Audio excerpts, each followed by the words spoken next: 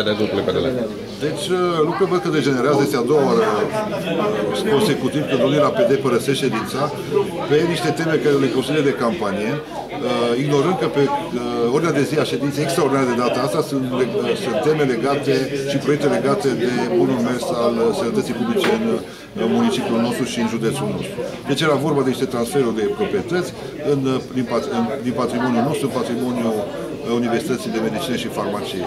Plus alte proiecte care sunt totuși de interes, poate mai mic, dar acestea sunt de interes mare. Și cred că e a doua oară, ceea ce înseamnă că interesul lor nu este de a rezolva problemele județului și nici de a participa la rezolvarea acestora, ci este de a boicota în continuu ședințele de Consiliul Județean. Cu niște termeni din punctul nostru de vedere false.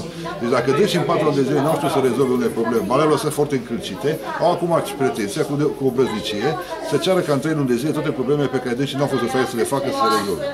Ori, cred că modul ăsta de a lucra nu este productiv și cred că electoratul lor și cetățenii acestui județ ar trebui să știe modul în care se comportă. Partidul Democrat Liberal de vorba. Consilierul